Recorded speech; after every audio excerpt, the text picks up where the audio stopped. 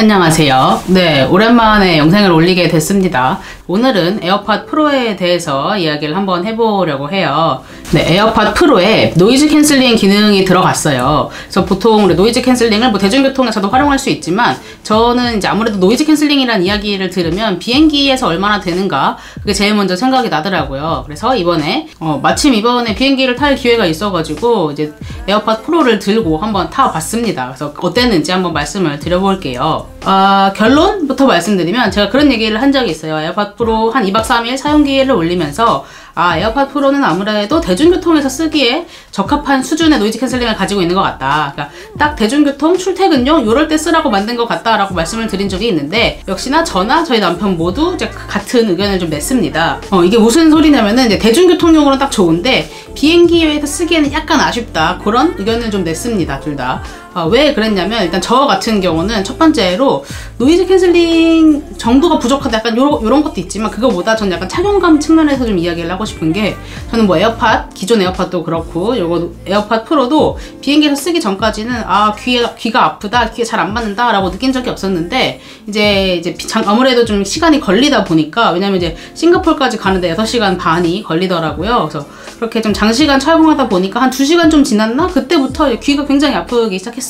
그래서 처음엔 되게 편했는데 이제 한 2시간 정도 지나니까 아프고 불편해가지고 이제 요거를 그만 쓰고 그때 가져갔던 보스 QC30이라는 이어폰을 좀 대체해서 사용을 했고 단거리 노선 뭐 일본, 중국 요런 데는 괜찮겠지만 동남아까지 가기에는 약간 좀 귀가 아프지 않을까? 뭐 일단 저한테는 그랬고요. 근데 이제 제가 같은 비행 시간을 QC30이라는 보스의 노이즈 캔슬링 이어폰을 사용할 때는 불편한 느낌을 받진 않았었는데 에어팟 프로는 약간 착용감 쪽에서 불편함을 느꼈다는 거 그런 점이 있었고 또 남편이 의견을 내기로 노이즈 캔슬링이 좀 약한 것 같다라고 이야기를 하더라고요. 아무래도 이제 저희 둘 다 헤드폰을 쓰는데 약간 익숙해서 더 그렇게 느꼈을 수도 있는데 계속 하다 보니까 비행기 외부 소음이 좀 어느 정도 들어오는 것 같다. 이게 뭐 구조적인 한계일 수도 있어요. 헤드폰 같은 경우에는 아무래도 이제 귀를 이렇게 감싸다 보니까 물리적으로도 이렇게 소음을 차단할 수가 있는데 에어팟 프로는 좀 그렇지 않다 보니까 아무리 이제 노이즈 캔슬링이라고 해도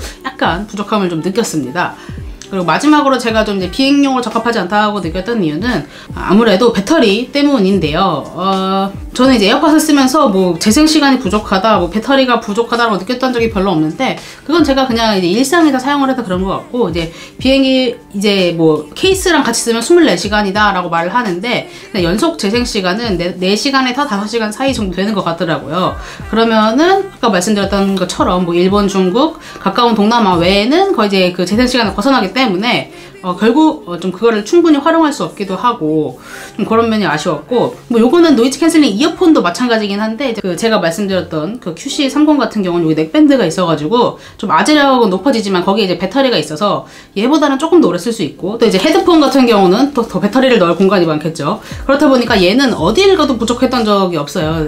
국내에서 가장 멀리 가는 장거리 노선이 16시간으로 알고 있는데 애틀란타 거기는 그 옆에 뉴욕을 가더라도 13시간, 14시간까지는 쓰고도 남는 정도의 배터리 성능을 보여줬기 때문에 아무래도 상대적으로 좀 더 아쉽게 느꼈던 것 같습니다.